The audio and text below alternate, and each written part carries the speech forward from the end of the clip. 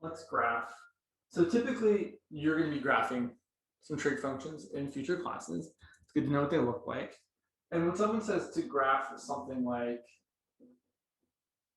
y equal to sine of x, they might write this. We clearly can't graph the entire thing, right? Because one, it goes on forever. So typically, when people say to graph something, they usually mean graph y equals sine of x. What they often mean to say is graph one period of y equal to sine of x. Because one period kind of shows you everything you need to show. It's how long it takes for the function to start repeating itself. And we know that for trig functions, specifically sine and cosine, once you make one full revolution around the unit circle, the function just has the same values. So for example, sorry, people are writing things in the chat. I'm coming up. Kind of blurry. Oh yeah, it's kind of blurry. Darn it. It's because the video darn video. It's because the thing I was uploading didn't finish uploading. It's lame. So I'll have to do it later. Sorry about that. I teach a class that ends at 10:20, and I try and get the video edited and uploaded before this class starts, but sometimes I don't always get it done fast enough. So yeah, hopefully the blurriness should subside. I did just close the thing that was probably causing the blurriness. So yeah, hopefully things are better now, or will be shortly. I'm going to continue on. So this says graph one period of y equal to sine of x. And so to do that, so there's kind of like, I'm going to do it the long way once, and then I'm going to kind of show you guys the short way.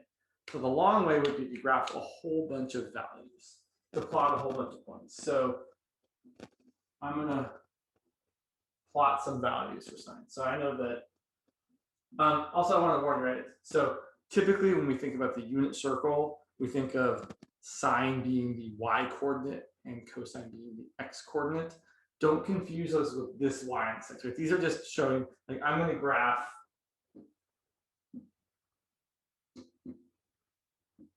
on the coordinate system y as a function of x. So the input values are going to be our usual special angle, and the output values are going to be what sine is equal to. So it's going to be the y coordinate on the unit circle.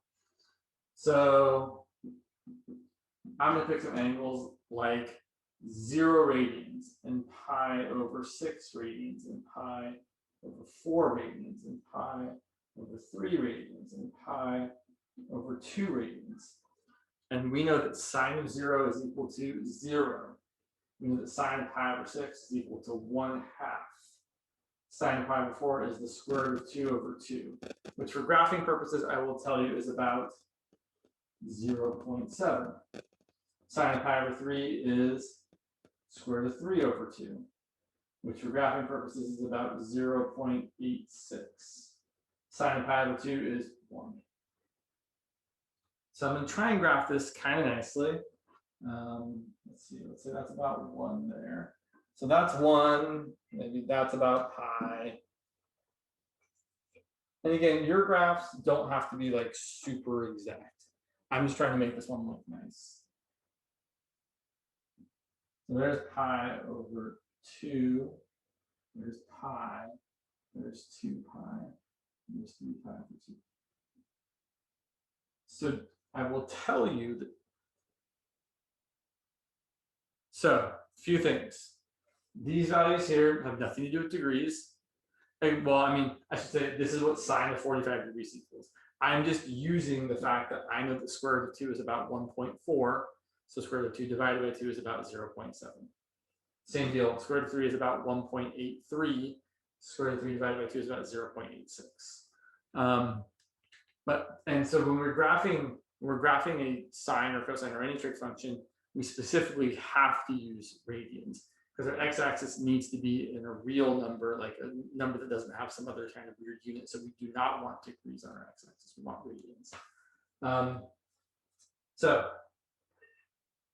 when we graph a trig function like sine or cosine, the values on the x-axis that we typically include are the quadrantal angles, right? Pi over 2 is 90 degrees, pi is 180 degrees, 3 pi over 2 is 270 degrees, 2 pi is 360 degrees, and 0 radians is 0 degrees. So we're kind of hitting the four corners of the unit circle. And I know that sine of 0 is 0, sine of pi over 2 is 1, sine of pi is 0, and sine of 3 pi over 2 is -1 because the sine value is the y coordinate of the unit circle. So I know that I'm going to get these points.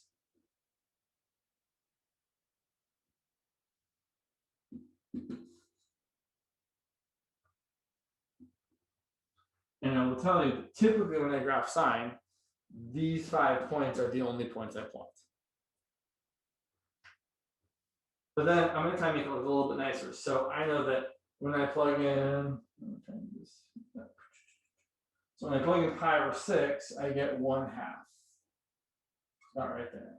And when I plug in pi over 4, which is halfway between 0 and pi over 2, I get 0.7, which is about right there. And plug in pi over 3, I get root 2 over 2, which is about right there.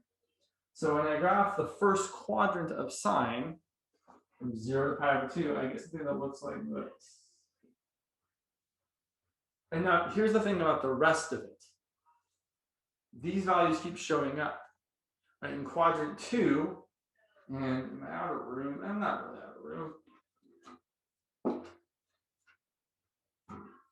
Right, so if I keep plugging in more values, I'll make a table like this. Right, if I plug in the next reference sheet, no, I don't think you'll need them. We'll talk about them enough that I think you'll have a good idea of what they look like. So by picking more values, so the next important angle is 2 pi over 3, and then 3 pi over 4, and then 5 pi over 6, and then pi. So sine of 2 pi over 3, well, the reference angle is pi over 3. So sine of 2 pi over 3 is also the square root of 3 over 2. And we know it's positive because we're in quadrant 2, where sine is positive. 3 pi over 4, same as pi over 4. Sine of 3 pi over 4 is going to be root 2 over 2.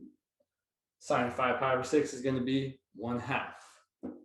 Sine of pi is going to be 0. So basically, in the first quadrant, we go 0, 1/2, root 2 over 2, root 0 over 2, 1. In the second quadrant, we go back down. We kind of get the values in the opposite order. So we go right here, here, here, and here. So what it kind of looks like is you've taken the thing you did in the first quadrant and reflected it over this way.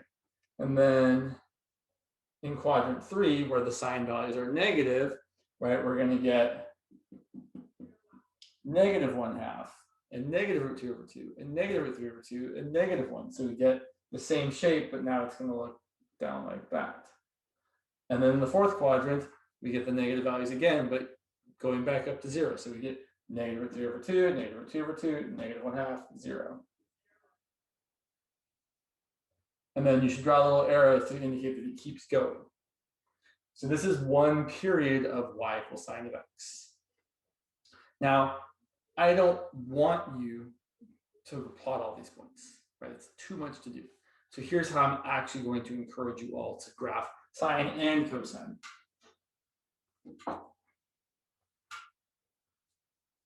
And it's really just those 5 really points on the unit circle. So here's my unit circle. And I know that the points are, again, 1, 0, 0, 1, -1, 0, 0, -1. The angles are, of course, 0 radians, pi over 2 radians, pi radians, 3 pi over 2 radians. And then if we go 1 full revolution, 2 pi radians. So those are the 5 angles that are going to go on my x-axis. So I'm going to graph, again, I'm going to graph y equal to sine of x again, even though I know we just did it.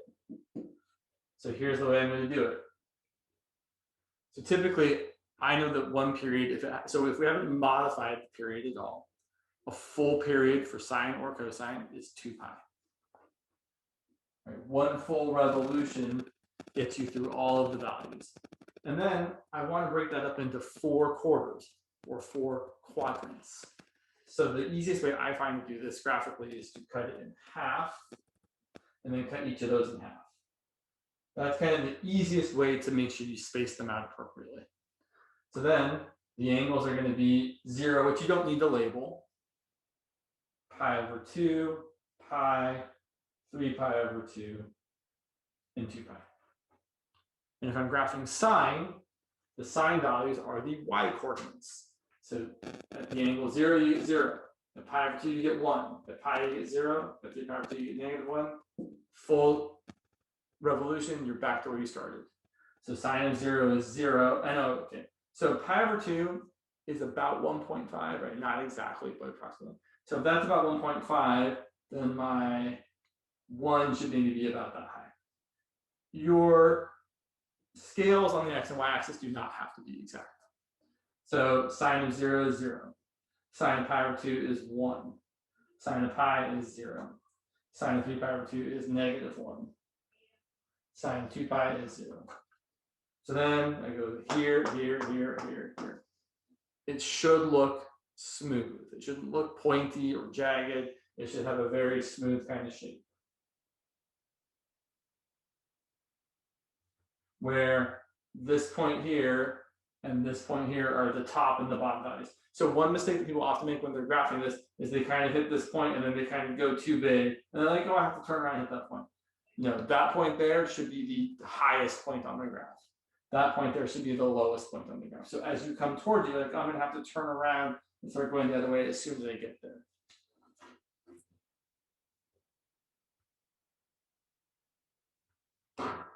So there's y equal to sine of x. And the nice thing about cosine is that sine and cosine both really have the same shape. So let's graph cosine.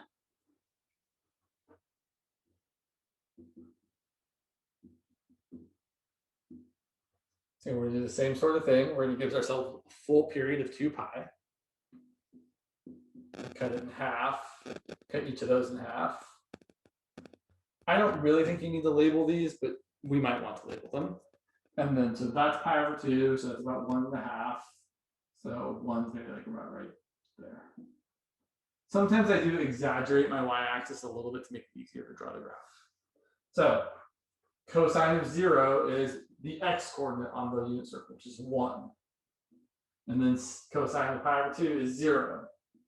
And cosine of pi is -1. And cosine of 3 pi over 2 is 0. And cosine of 2 pi is the same as cosine of 0, it's 1. So this graph looks like the following.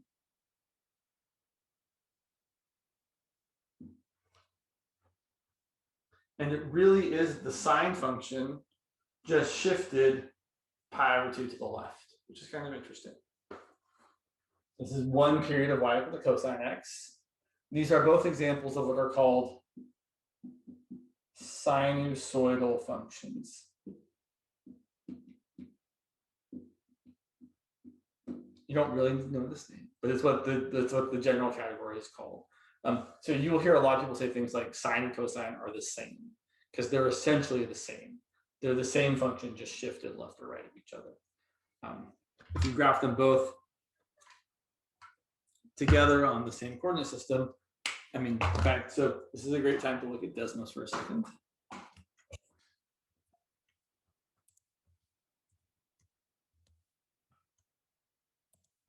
Let me share my screen for just one moment.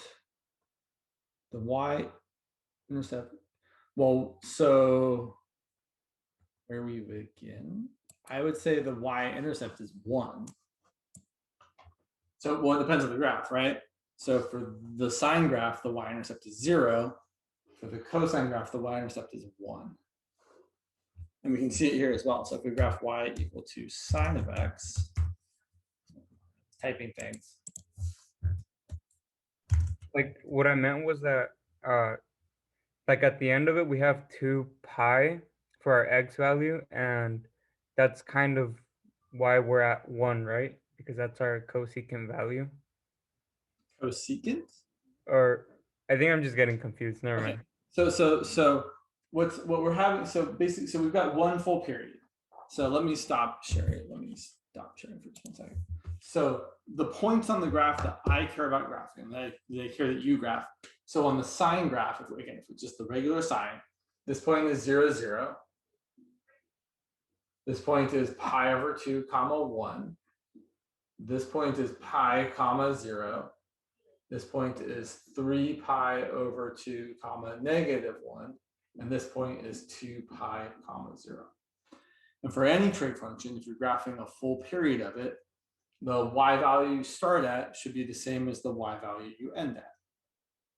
Same thing here. This one starts at 0, 1. And then we've got the point pi over 2, comma 0. And then pi, comma negative 1. And then 3 pi over 2, comma 0. And then 2 pi, comma 1. So those are all the points we're graphing. Okay, thank you. I wonder if there's anything else I want to say about this. Clearly, there are more points we could plot, like I did the first time. Right? We plotted all these points, but we don't have to do that. So when we're graphing sine or cosine, we know the general shape is this sinusoidal shape that just keeps doing the same thing, right? You have an up pump and a down pump, essentially. Here, right here, so here you have the second half of the up pump. Here you have the first half of the up pump, but like it's going like that. Same thing forever and ever and ever. We typically graph these 5 important points. 1 at the end of each quadrant. So 0, pi over 2, pi, 2 pi over 2, 2 pi. And that gives you one full period of the sine or cosine function. And what I wanted to show you on Desmos for just a second was that they really just kind of continue to do this forever and ever and ever. So there's sine, and there's cosine.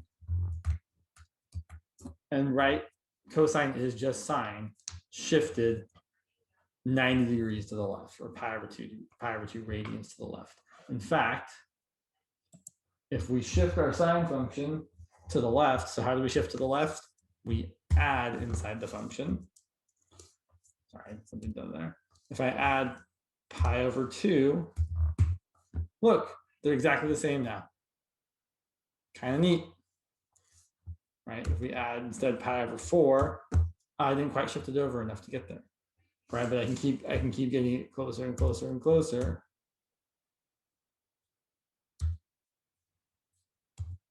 Right?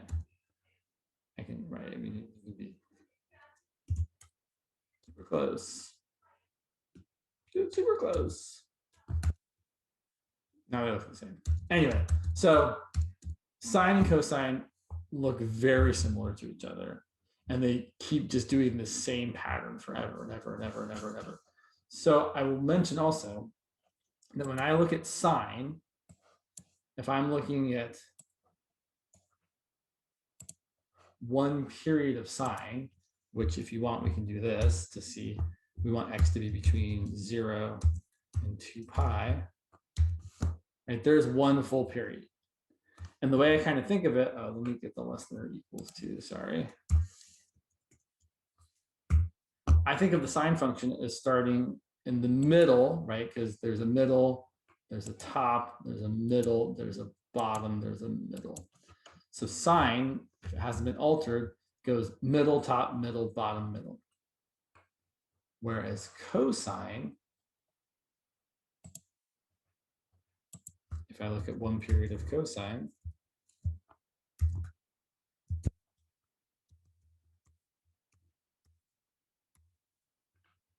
cosine instead does top, middle, bottom, middle. Oh, come on, give me that last point. What's your problem function? I don't know why it's not giving me this last one here, but it should. It should give you, you stink. Anyway, so, right, cosine goes top, middle, bottom, middle, top. And then it just keeps doing that, right? Top, middle, bottom, middle, top, middle, bottom, middle, top, middle, bottom, middle.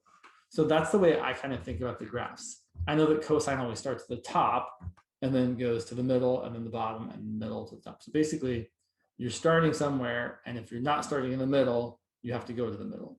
So if you start at the top, then you have to go to the middle. Then you're at the bottom, then you have to go back to the middle, then back to the top, then back to the middle. Sine is the same thing, but sine starts in the middle, and then top, and then middle, and then bottom, and then middle, and then top, and then middle, and then bottom, and then middle. So, right? You're always going middle or not middle, middle or not middle.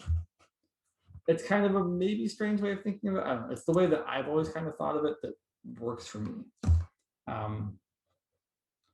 So, yeah. So let's do some more graphing. Again.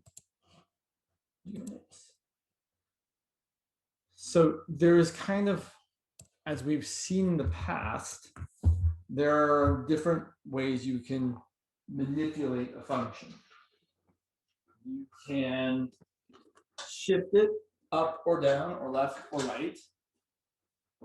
You can stretch it horizontally or vertically, and you can also reflect it. So here's kind of the big picture. We can say that y equal to a times sine of b times x. There's a minus there. I don't love a minus. Oh, well, that's fine. Minus c plus d. Or y equal to a times cosine of b times x minus c plus d. So here's what these do. So this number here, this a value, that's the vertical stretch, which when you're talking about a trig function is called the amplitude. And so if a is large, we're going to stretch it out vertically. If a is small, we're going to smush it in. This b value here, I'm going to use different colors just so I can not get things jumbled up. Like this b value here is going to be the horizontal stretch or compression. So if we change the horizontal stretch or compression, we're changing the period of the function, right? If we stretch it out horizontally, it's going to take longer to go through one full period of the sinusoidal function, the sine or the cosine function. Now, the nice thing about this specifically is if you know what's multiplying x, you know exactly what the period is. So this is going to make the period is going to be equal to 2 pi divided by whatever b is equal to. So in our previous examples, the b value was 1, right? The thing that's multiplying x is 1, and 2 pi divided by 1 is still 2 pi. So if the coefficient of x is just 1, then your period is just 2 pi. Okay. Typically, this minus c part here is going to be a little bit interesting, but the c value here, and I've kind of used up too much space, that's going to tell you how much you shift. This is going to be a horizontal shift.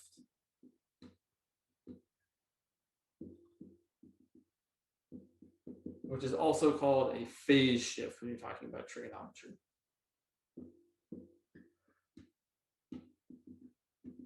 It's just going to tell you how much you shift left or right.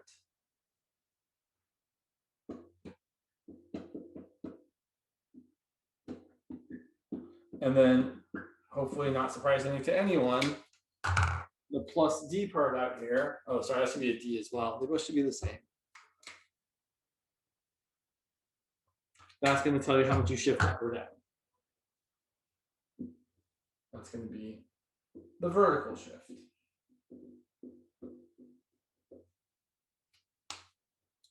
So, yeah. So I should go back to the functions we looked at, right? For these two functions, sine and cosine, the amplitude was equal to 1. I generally think about the amplitude is how far above and below the middle the graph goes.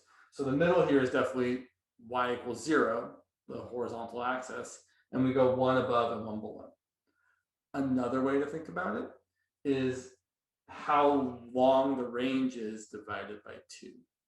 So the range here goes from -1 to 1, which has a length of 2, and 2 divided by 2 is equal to 1. But you can also just say it's literally the coefficient out in front. I should also mention here that the period is 2 pi, which we already knew, but it's still worth mentioning. And then I will also say that this function did not have any horizontal shift, did not have any vertical shift, did not have any horizontal stretch, did not have any vertical stretch, compared to the originals. So let's graph some other functions. Yeah, I got this. I'm going to leave that there, though. So it is going to be super important to remember that the sine function goes 0, 1, 0, -1, 0. And the cosine function goes 1, 0, -1, 0, 1. Or as I like to say, the sine function goes middle, top, middle, bottom, middle.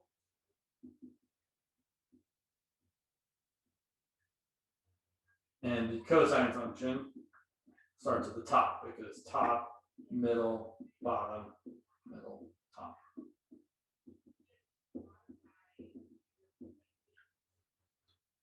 That's the way I kind of think about it. Okay, so let's graph. So let's say I want to graph y equal to 3 sine of x. So normally the sine function would start at 0 and then go 1 and then 0 and then -1 and then 0. But now I'm going to stretch it out by a factor of 3. So the amplitude now is going to be 3. When I plug in 0, sine of 0, oh, I should say my period is still 2 pi. So there's my period. And I'm always breaking up my period into 4 equal length quadrants, right? Because that's what it is. So half and then half.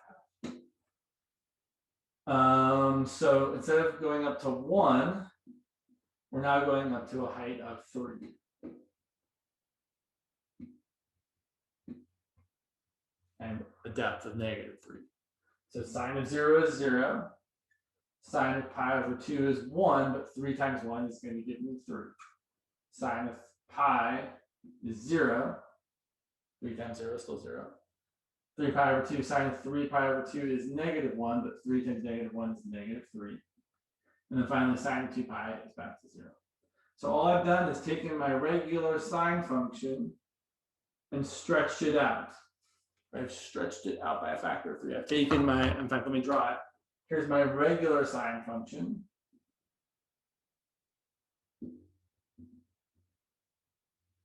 Right, and we just pulled this part up and this part down away from the x-axis.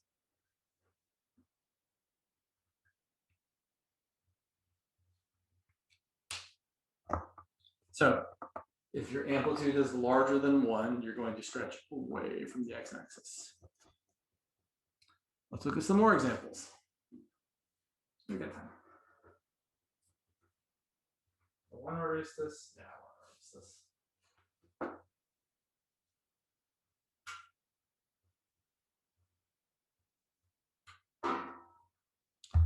So let's say I want to graph y equal to cosine of 4x. This is going to change things, right? My period now is going to be much less. So my period, instead of being 2 pi, is going to be 2 pi divided by 4, which reduces to pi over 2. Which makes sense because this is going to give me a horizontal compression. Right? We're smushing everything into 1/4 of the length. Another way you can think about this is, so here's the idea, right? We get a full period of your trig function, sine or cosine, when the angle goes through all the values in a full revolution. So usually that means we want the angle x to go from 0 to pi. Sorry, 0 to 2 pi. The problem is our angle isn't x anymore. Right? Our angle in this particular example is 4x. Right? We're taking cosine of the angle 4x. So that means I need my angle to go through a full revolution. So my angle 4x has to go from 0 to 2 pi. Well, when I actually graph it though, my x-axis is the x value, not the 4 times x value. So if I divide everything by 4 to isolate x, I get 0 divided by 4, I get 4x divided by 4, I get 2 pi divided by 4. 0 divided by 4 is 0. 4x divided by 4 is x. 2 pi divided by 4 is pi over 2. So to get one full period where my angle goes through all the angle values it needs to go through, x only has to go from 0 to pi over 2. So here's what this is going to look like.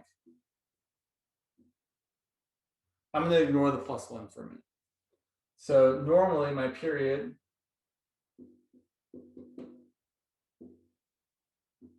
would be 0 to 2 pi and would have an amplitude of 1. Right, so my normal cosine graph would look like this. Starts at 1, then goes, so again, cosine goes top, middle, bottom, middle, top.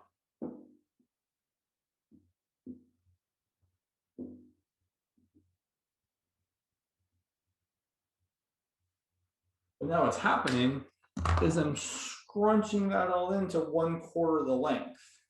So what I actually defined is, so my period is pi over 2.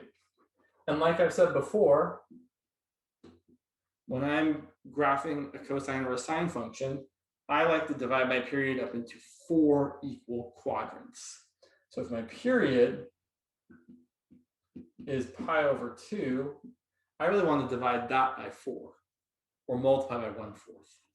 So 1/4 of my period is equal to 1/4 times pi over 2, which is pi over 8. So my period is going to break up into 5 points, right? Or 4 quadrants, but right, you have to have 1 point on the other side. So I'm going to start at 0, and I'm going to break up this period into 4 equal quadrants. So 0, and then the next quadrant will be at pi. I should give myself some more space here. Sorry, it's hard to write these all in. So that's going to be pi over 8, and then 2 pi over 8, and then 3 pi over 8, and then 4 pi over 8 is pi over 2. So cosine is going to go top, middle, bottom, middle, top, but it's going to do it for these 5 points here. So it's going to go top, middle, bottom, middle, top. It's going to look like this. I feel like I should erase these points because they're kind of in the way. So often when there's kind of not enough space to write everything, I like to write my 5 important points. So my first important point is 0. My next important point is pi over 8. My next important point, x3, is 2 pi over 8. Yes, I know you can reduce that. My next important point is 3 pi over 8. And my last important point is 4 pi over 8, which is pi over 2. If you start at 0, your last point should be how long the period is. So this is going to be like that. So it's the same cosine graph, but just smushed in. And now we have to add 1. So we have to shift the whole thing up 1. So when I'm shifting the whole thing up 1, what I usually like to do is I like to think about where the middle is. So if I haven't shifted up or down, the middle is just the x-axis, right? The graph is equally above and below the x-axis. But then if I shift it up 1, everything moves up 1. So my new graph, my new middle line, as I like to call it, is at 1. So I will often draw a horizontal line at 1, and then my period's pi over 2, and breaking that up into 4 equal sections. And then, right, so cosine, my middle is 1. My amplitude is also 1, meaning I'm going to go 1 above and 1 below. and I'm going to start at the top, and then my next x value go to the middle, and then my next x value go to the bottom, and then my next x value go back to the middle, my next x value go back to the top.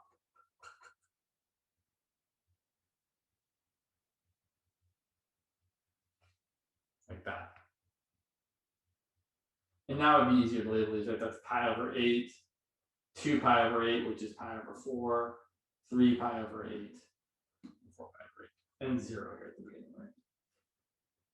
So typically when we're graphing these, we're looking for the 5 important x values that correspond to, for cosine, top, middle, bottom, middle, top, or for sine, middle, top, middle, bottom, middle. Yeah, that's right, Paul. Those are the important points. So let me kind of graph another one for you guys and point out all the things that I think you want to do. Can I ask a question about that last problem real quick before we do? Can you explain one more time how you determined that the period was 2 pi over 4? Right. So the way I determine the way that the period is 2 pi over 4 is it's exactly 2 pi divided by the coefficient of x. So the easy way is to say what's multiplying x, 2 pi divided by that. And the reason why is because we need our angle to go from 0 to 2 pi. So that means x has to go from 0 to pi over 2, because 4 times 0 is 0, and 4 times pi over 2 is equal to 2 pi. So the way I see it, the period of a normal sine or cosine graph is 2 pi.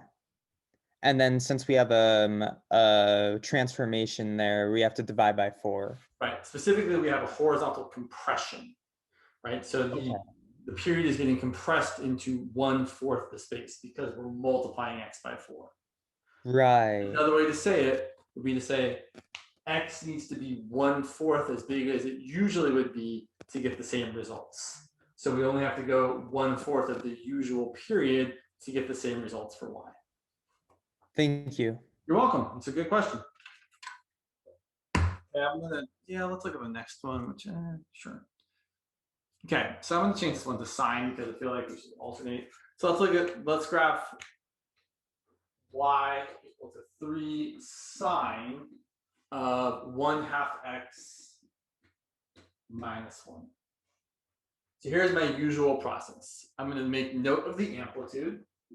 So the amplitude is positive 3. I should say the amplitude is always positive, even if the number is negative. If that was negative 3 sine of 1/2 x, which we'll do in the next example, the amplitude would still be positive 3. Because the amplitude is just how much above and how much below you get, which should always be a positive number. The amplitude is 3. The vertical shift is going to be down 1.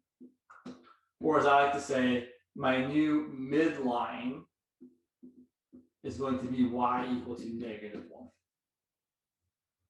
The only other thing to deal with is the period.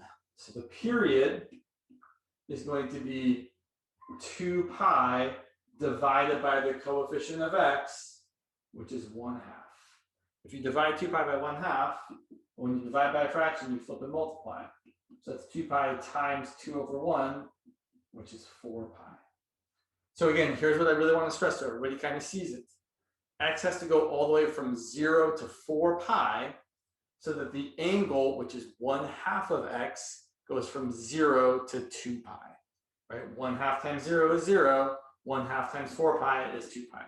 So if our x values go from 0 to 4 pi, our angle, which is 1/2 x, which I'm calling theta for a second, just to call it theta, our angle is going to go from 0 to 2 pi.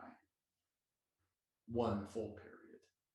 But to actually get the full period, you need the x values to go from 0 to 4 pi. That's a long explanation. The short answer is take 2 pi divided by the coefficient of x, which is 1/2. And again, right, if this number is smaller than 1, you're going to be lengthening the period because you're going to have a horizontal stretch. If this number is larger than 1, you're going to be compressing the period because you have a horizontal compression. Okay, and then I want to divide my period up into 4 equal length quadrants. So 1/4 of my period is very easy in this particular case. It's 1/4 times 4 pi, which is equal to just pi. So each quarter has a length of pi. So I'm going to start at my first important x value is going to be 0. And then the end of my first quarter is going to be 0 plus pi. The end of my next quarter is going to be 0 plus pi plus another pi, so 2 pi. I should just say pi plus pi. Basically, I'm just adding a quarter of the period every time.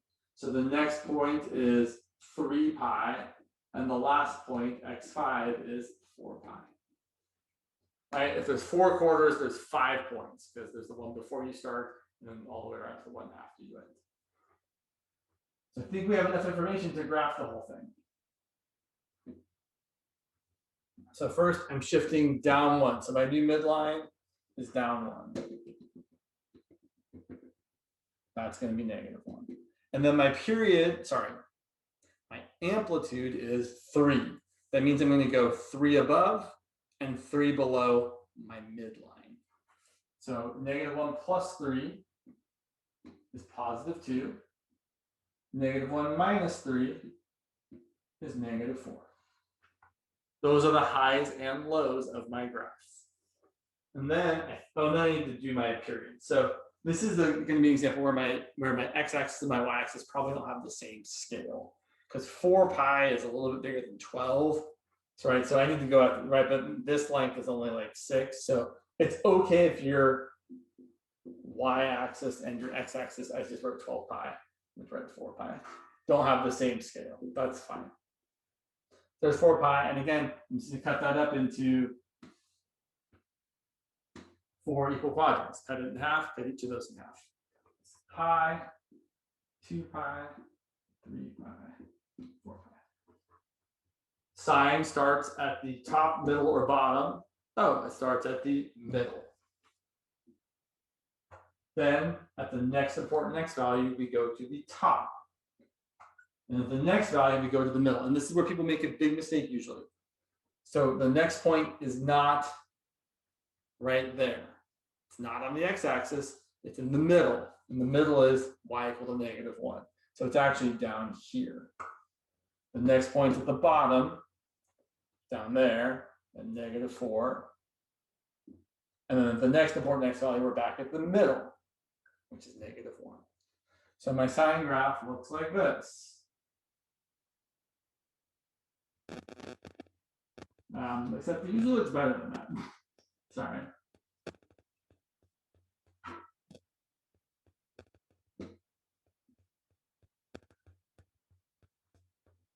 Yeah, I've drawn better, I won't lie. We really want to point out, right? The only y values we should be seeing on this particular sine graph are y values that are 2, -1, or -4. This point is 0, -1. This point is pi, comma 2. This point is 2 pi, comma -1. This point here is 3 pi, comma -4. And this point here is 4 pi, comma -1. Okay. I'm going to squeeze in one more. All the day.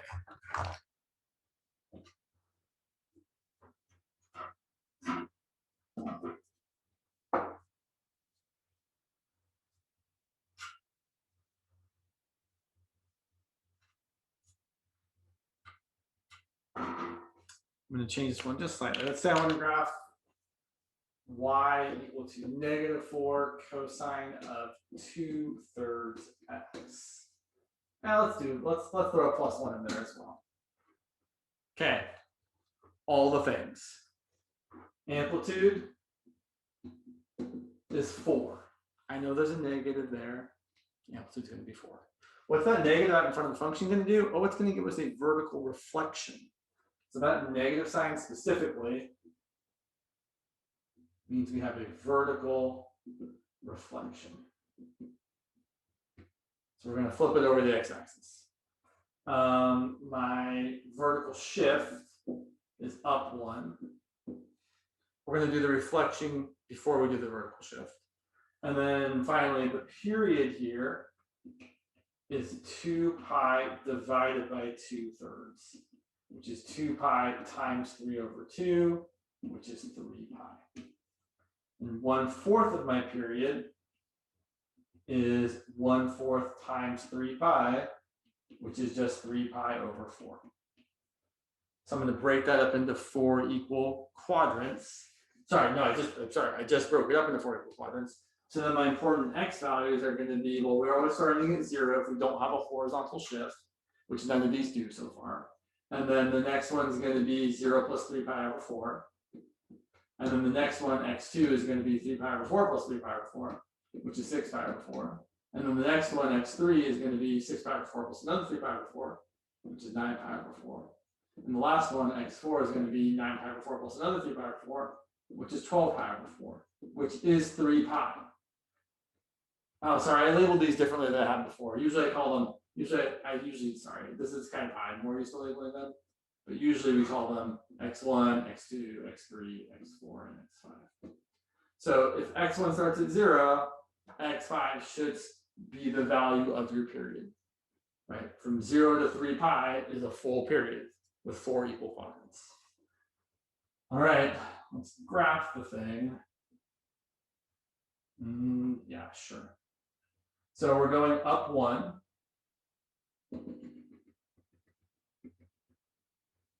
So that's my new middle line at 1.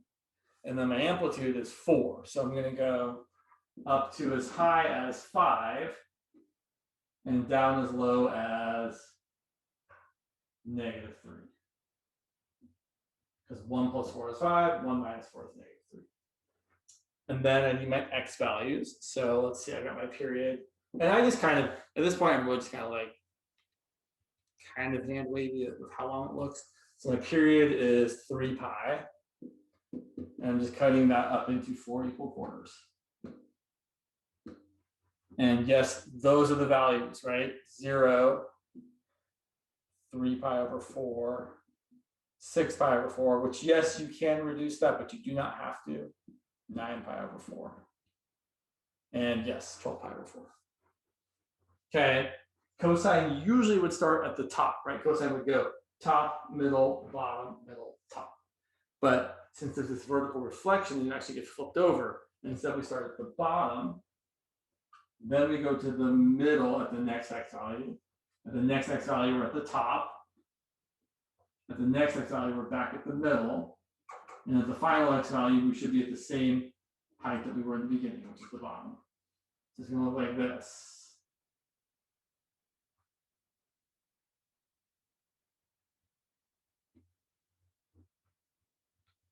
So the cosine function flipped over is bottom, middle, top, middle, bottom. That's all I have for today. There's one thing I want, so a couple things I want to say. I know we're out of time, but I wanted to give you guys, there's one Desmos thing I came up with I thought was kind of cool. So where'd you go, Desmos? I'll just, you know what? Let me share it with you real quick, and I will share this link with you guys. I'll put it in Canvas somewhere. I just wanted to show you, right? Like, here's the sine graph with all kind of the things, a sine of bx plus c plus d. So look, if I slide the amplitude to be more and more positive, right, you can see how it stretches it out vertically. Or if you make it negative, it's going to flip it over, but still stretch it out. And then you can do the same sort of thing like with the multiplier of x, right? If you make your multiplier larger than 1, it's going to scrunch it in. And I might need to play with this a little more, but I will modify this a little bit and send it to you guys so you can play with it because it's kind of fun. Yeah, actually I wanted, right? I guess B should be able to be, we want B to be able to be that as well. So then you can make it smaller than 1 as well, and you can stretch it out. Ooh, yeah, way stretched out. Ooh, way scrunched in. So that's kind of cool. We will talk more about this. Yeah, we'll talk more about this in class on Thursday.